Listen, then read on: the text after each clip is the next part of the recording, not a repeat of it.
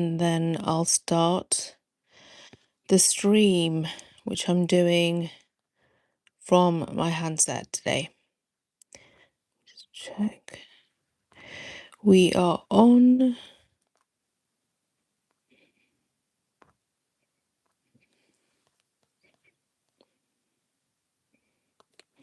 Just check that the sound is okay. Yeah, it is. That's great. Welcome. It's a bit bright. That'll do. Hello, welcome. Serena here. So with everything going on, geopolitically, and with deals being struck and then not being struck, with deals collapsing, with deals existing or never existing, I thought it was a good idea, quite worthwhile, to talk about diplomacy and how it isn't always favoured, and what the possible reasons would be for not going the diplomatic route. What are the blockers standing in the way? So let's talk about that. I hope you're well, wherever you are, and do subscribe. I've got a series of links also available in the description. You can check those out, and definitely check out my Substack. So why diplomacy isn't always favoured? You could look at it as it being a result of a core problem. So the core problem could be that it requires both parties to actually firstly agree. Like that's the most basic requirement. But more than that, if you break it down to when we talk about, and I said this in a short about being a bad faith actor, acting in good faith means that there is patience and there is trust. So that's what would change the game. That would be the game changer. It would allow for there to be diplomacy. You would need that patience and that trust. Not theatre, not a show of diplomacy, not just for clicks. You would require good faith actors. So if you have a domestic discussion, disagreement,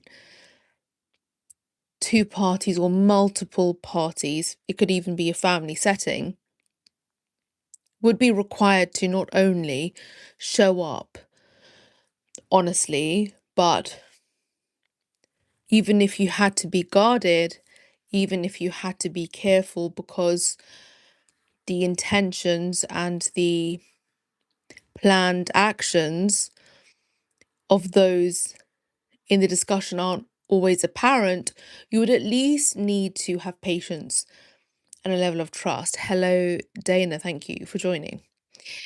So that's on a kind of a domestic, personal, familial level. You would require that for any kind of a meeting of minds. It's quite a personal way, a human level way to look at it. But it's how it would need to work in a political context as well. Of course, everyone has their own motivations. Of course, the stakes can be higher, especially when it's to do with international stability, and multiple things being impacted, such as global supply of fuel, global economies. So, of course, when the stakes are higher in that respect, it makes it much more complex and complicated.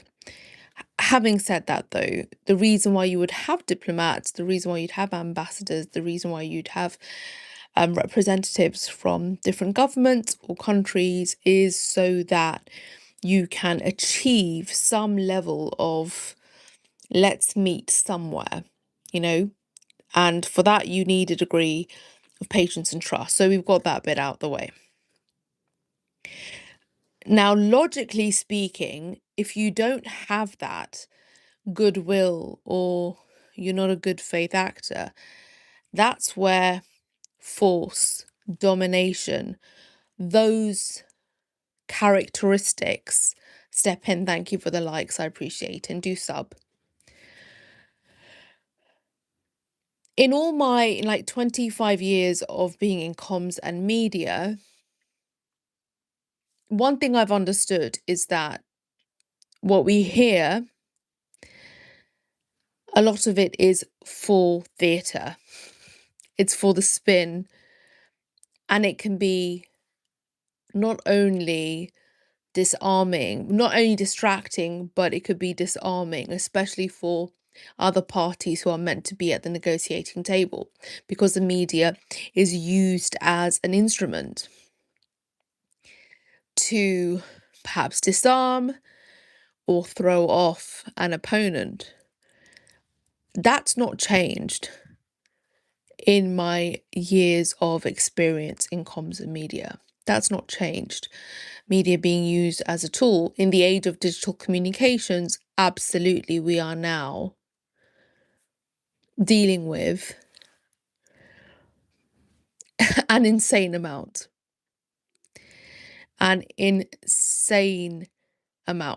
of propaganda. Hello, thank you so much. So now what we're seeing is leaders will now need to appear strong, far more than they actually need to be effective. So I hope I got us to this point, because this is the next point I wanted to make. Now that I've explained the power of optics and how optics are utilized during these kinds of situations. Unfortunately, the appearance of strength is more important than the need to be effective. Now, this is not great. This is actually quite rubbish. It's rubbish for anyone who can read between the lines, who can see right through it.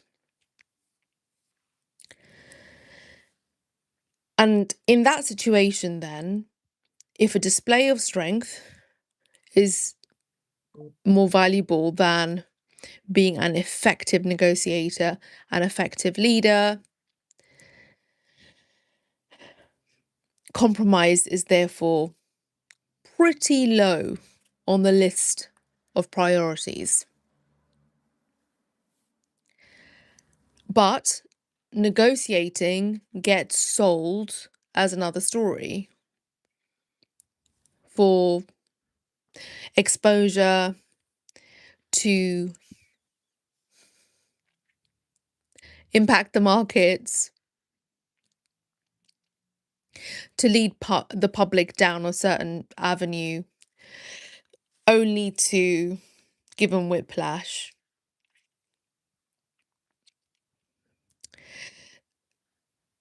Proposals for negotiation and compromise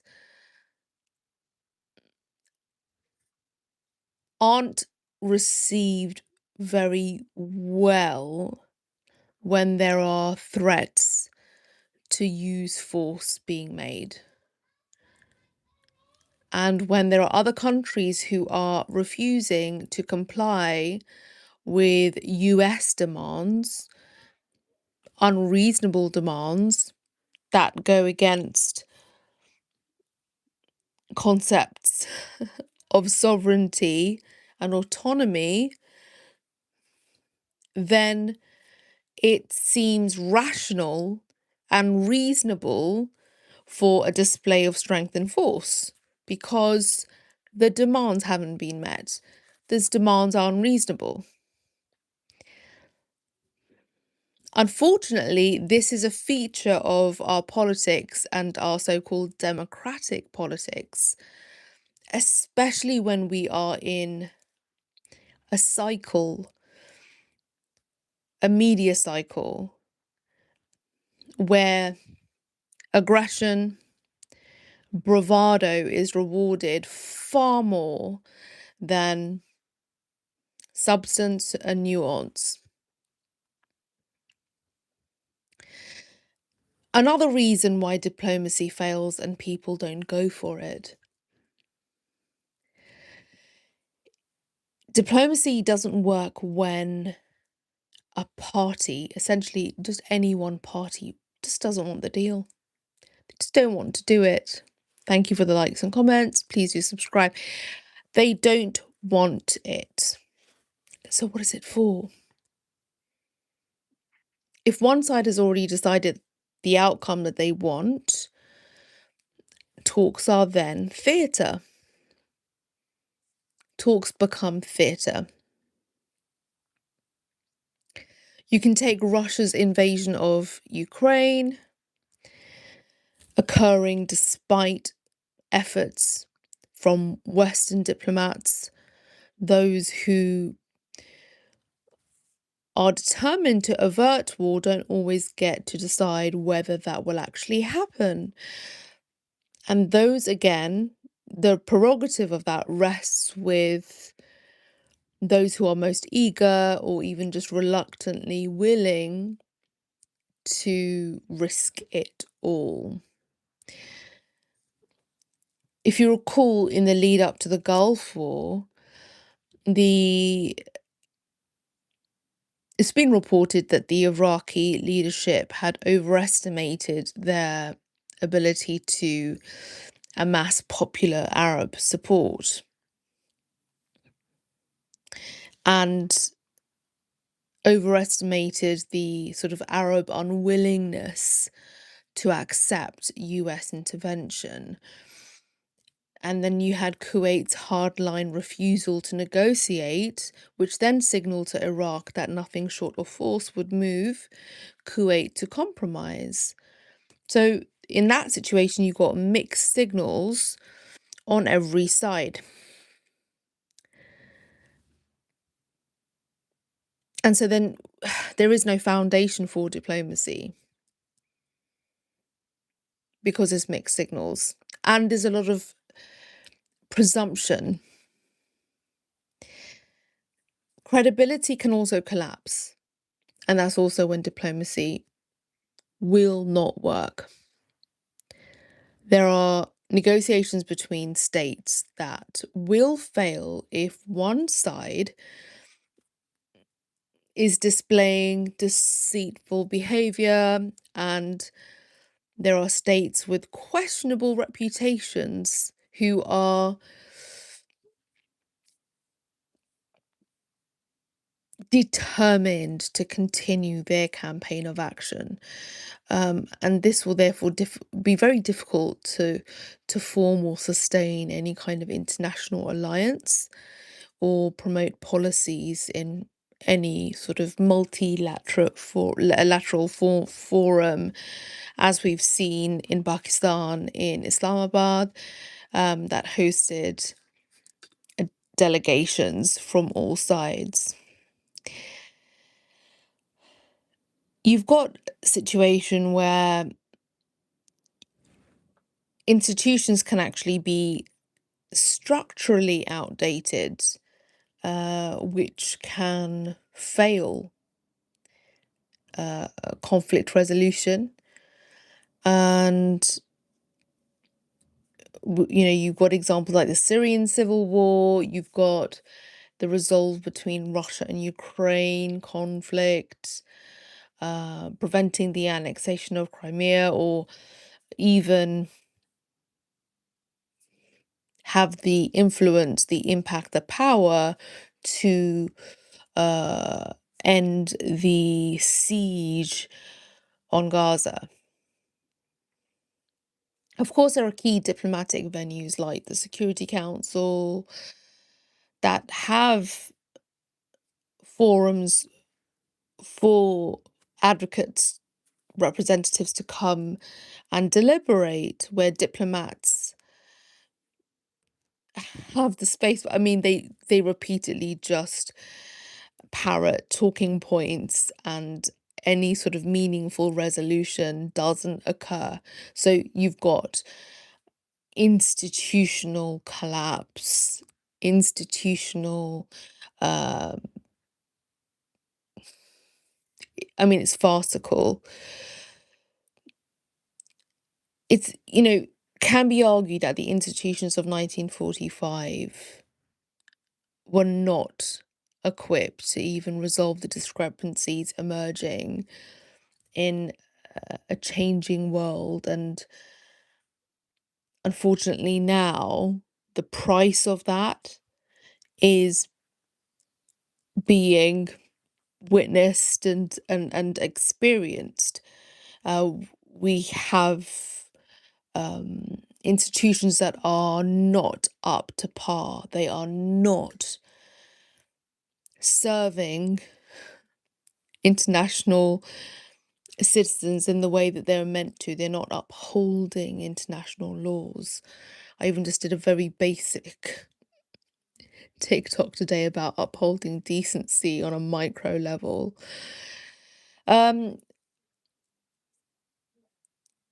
We also know that there's growing polarization across the international landscape. We've also seen and we continue to see the rise of populism. It has created an environment where, in order to secure, to experience, to achieve discreet and productive negotiation, is impossible. It's so difficult. Thanks for the likes and the comments. Thank you so much. Please do subscribe. With there being so much polarization, the rise of extreme populism, and a lack of discretion, it means that diplomacy absolutely gets impacted.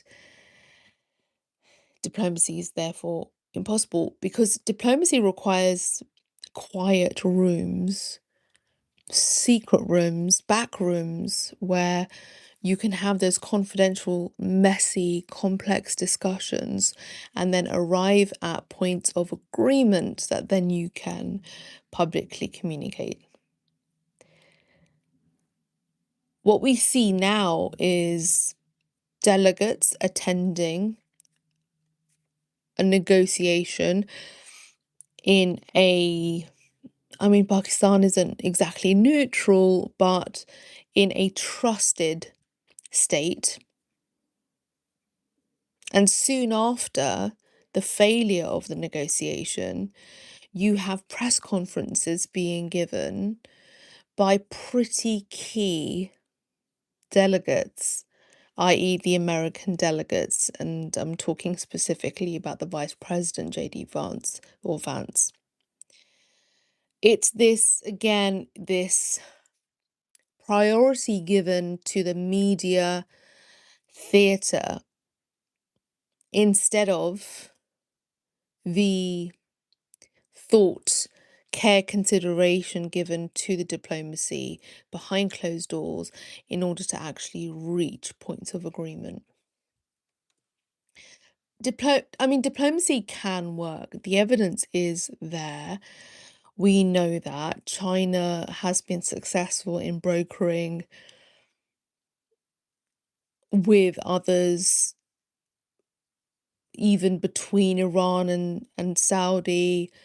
Meaningful negotiations have been possible in the past, where difficult concessions can actually lead to some point of agreement, some kind of consensus. So then the question isn't then, okay, does diplomacy work? It's, well, is there political will? And is there a will for it to sustain long enough in order to find out? What we're seeing now is the cycles of news reporting the status of agreement or direction of agreement, because on a Friday there'll be a ceasefire, the next day there'll be bombing in Lebanon, the day after there'll be some kind of a meeting, some kind of a negotiation, and then we're talking about blocking a blockade.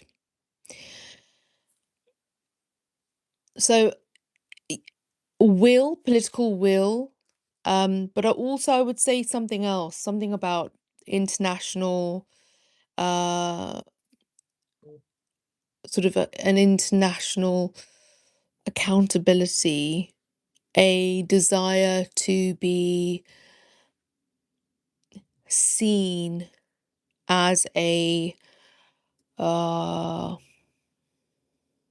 leader, a leader, a nation, a player in this sort of foreign affairs landscape, as somebody with, or an entity with, integrity and with sort of a morality or a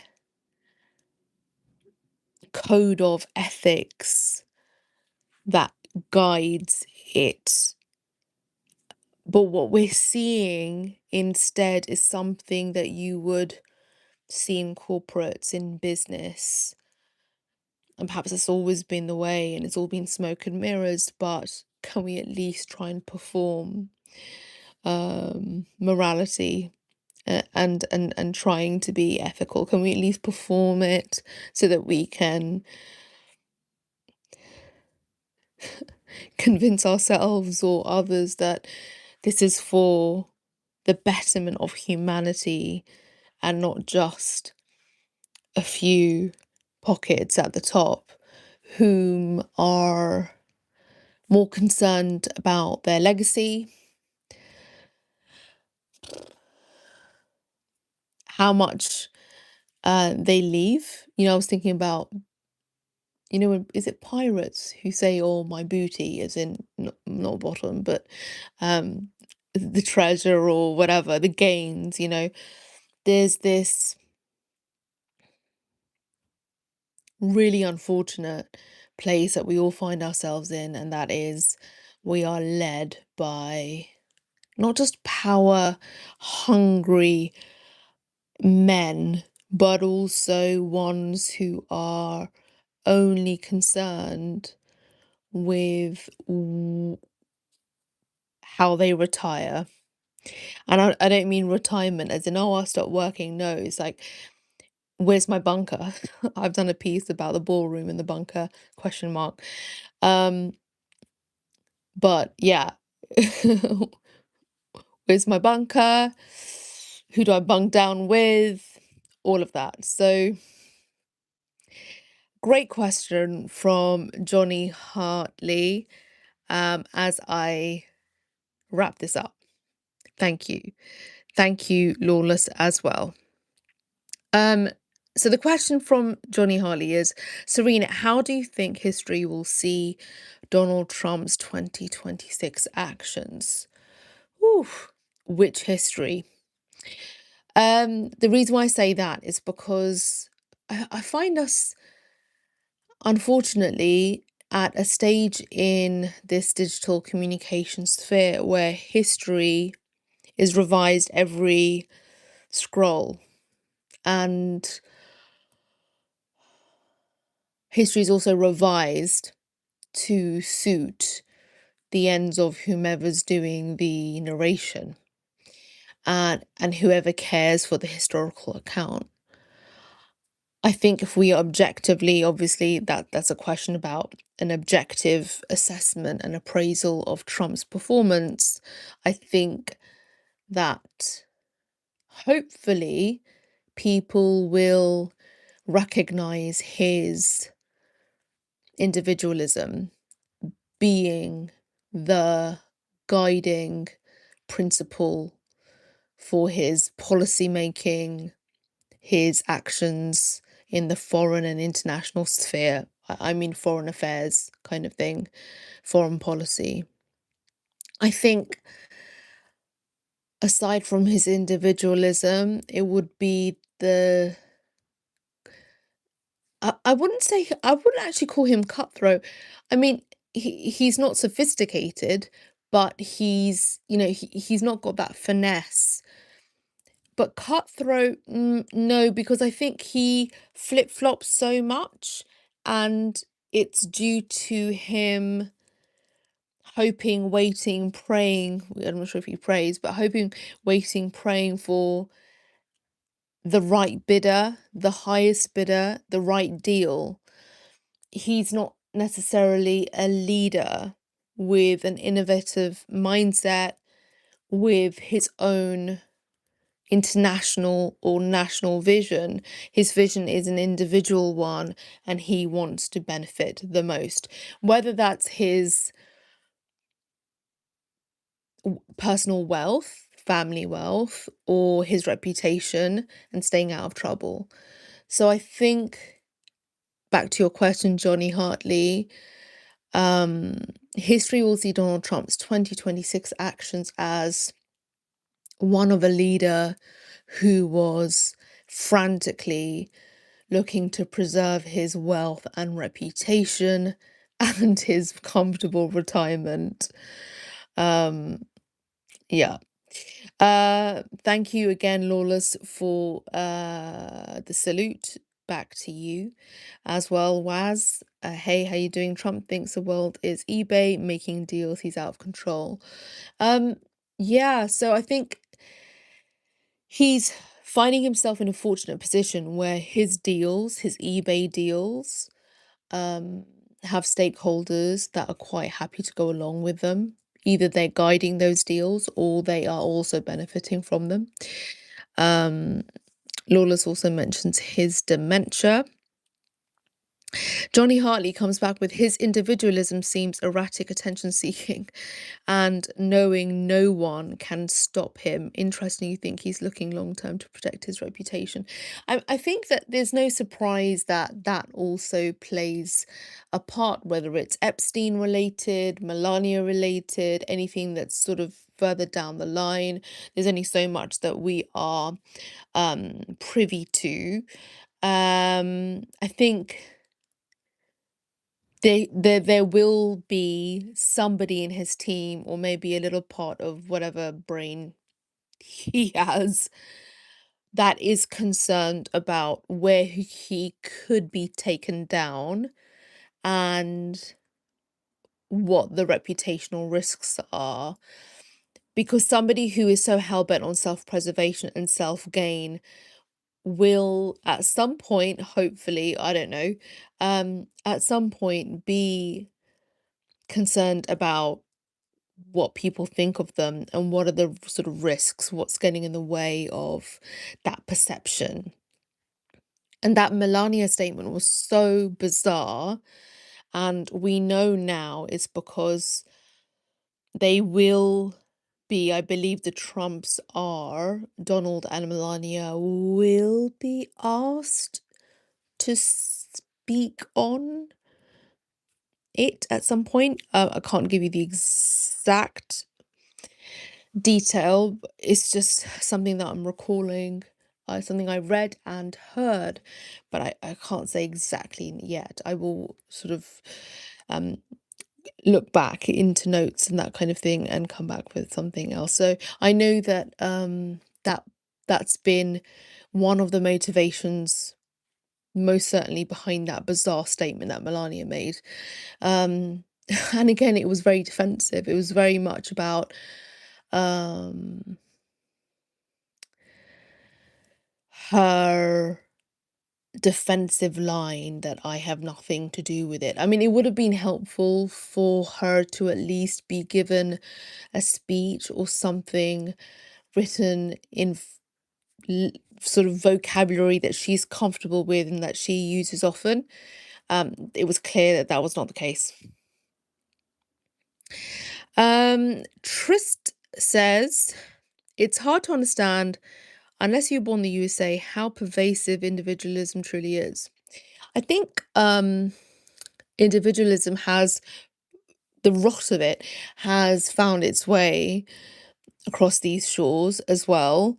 And I think we've got not only shared culture to thank for that, we've got digital communications. So uh it's frightening how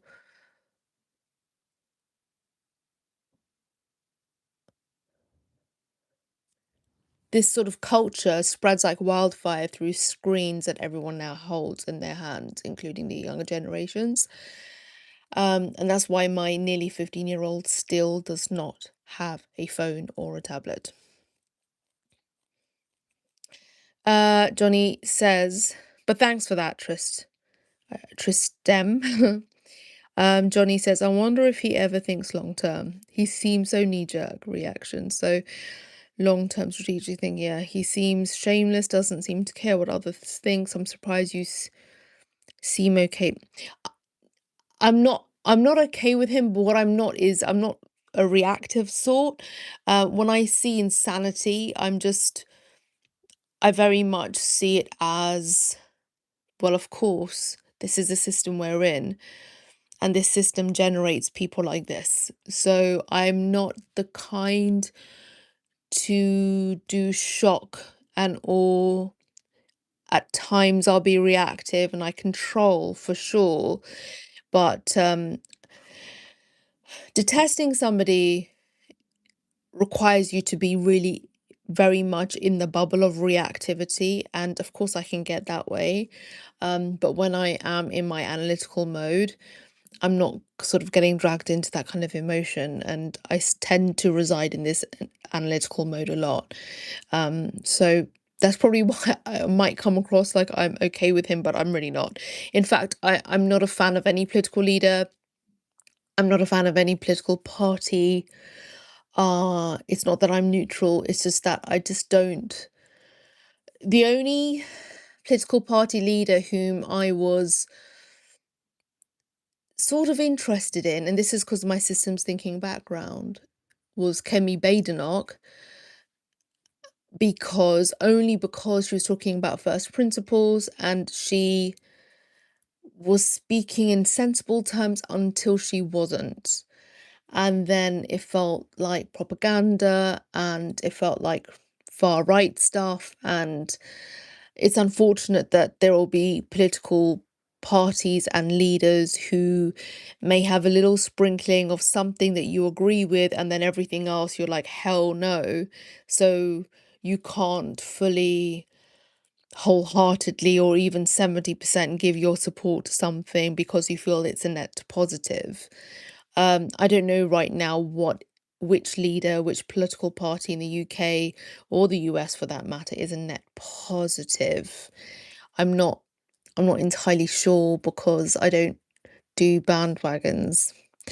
Um,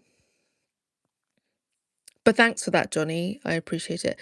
XC Music says Trump has an extremely low IQ. Discussing his policies as if he's competent, even knows his own motives is ridiculous. And Stranger Things says, "Hey girl, love your accent." Thank you. Okay, so thanks for that, Stranger Things for life. And I want to watch Stranger Things for the fourth time. And then XC Music, Trump has extremely low IQ. Isn't it incredible how confidence and pomposity can get you through? Like real incompetence, yet just the arrogance and being pompous can get you through. Oof.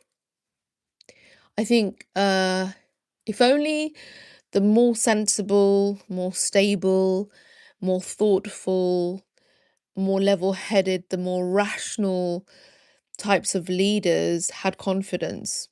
But all those characteristics that I just named would actually make a leader or a person of that nature quite humble. And with that humility, you don't boast, and perhaps you even talk yourself out of political leadership. Perhaps you even talk yourself out of sticking your head above the parapet. It's unfortunate that only the ones who want to go for those leadership positions are pompous, overly confident, insane, and as XE Music put it, low IQ. XC Music also said, discussing his policies as if he's competent, even knows his own motives.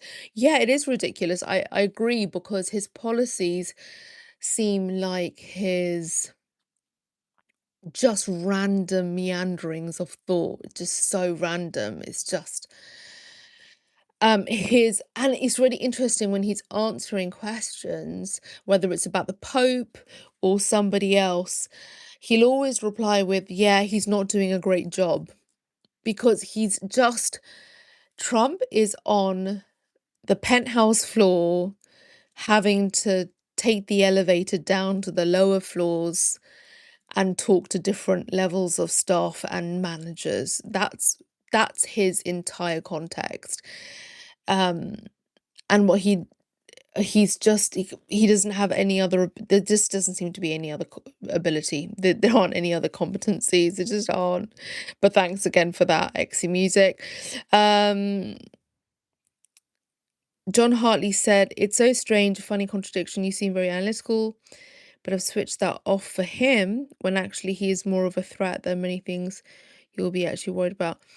I think, Johnny, you might be reading my thoughts about Trump incorrectly. And I think it's really hard to make that kind of a assessment from a 35-minute live. I've not switched off my analysis for Trump. I don't know what led you to believe that. When I've essentially pointed to all of his weaknesses and believed that he's not only convinced by Netanyahu, but he's mostly convinced and led by his self interests. I think the deal that was made, the pitch that was made to him in the Situation Room by Bibi Netanyahu, would have only convinced the majority of his brain if it meant that the pitch, the presentation, the deck that was presented, talked about Trump's legacy, talked about certain objectives, including legacy, reputation, and wealth being guaranteed. I don't think Trump actually cares about any nuclear threats. I think it's just for him, it's about making the best deal for his own ends. Thank you. Hi to you. But thanks for the, I guess, opinion, Johnny. And thanks again, XC Music and Paul Reed and Stranger Things, Was, Tristram, Lawless, Minnie, Shaz, Dana. I appreciate everyone's time, and thank you for joining this live. If you would like to know when I go live next or when I upload a video, then do that wonderful thing which really helps, and that is to subscribe and turn on the notification bell. Why does it help? Because algorithms are just so irritating. They don't help creators who do analysis. Algorithms help creators that are all about bandwagons, that will jump on a bandwagon. I just did a recent video, I was trolling in a short video. I was like, I used to be an economist, or I used to be a trader. And I'm like, no, it's like, I don't have a gimmick. I've been in communications and media for 25 years. I have a systems thinking background. My postgraduate study right now is in it. I have been in public relations for a long time, for 20 years, and in the content creation and writing space. And I do bring analysis, but I'm also a creative. So it's about being very multifaceted and not getting trapped in any kind of any thinking traps, I do my best to zoom out. So this whole thing about Trump derangement syndrome is hilarious. I've got a lot to say about it. There's a, I think I flipped it. I can't remember whether I posted it on X, follow me on X, whether I put a Substack post out about it, follow my Substack, or whether on my site. It's on my site. I'm also on Instagram, I'm on TikTok, I'm on all platforms. So if you're new to me, hello, I'm Serena, and I'm a Londoner through and through, born and raised, and I'm still here. But looking at options, because you never know. I just might want to enjoy some beaches and perhaps a change of scenery. You just never know. But for those who do know, I'm also a parent, and I've got a teenager currently in the education system. So I've got to wait for GCSEs and everything to be over with before I make any decisions about moving. Keep your kids off their phones. I'll talk about that in a separate post. There's one on the way on Substack. Thank you so much for joining and participating. And stay open, protect your time and attention, the most valuable things you have, and I'll see you in the next one.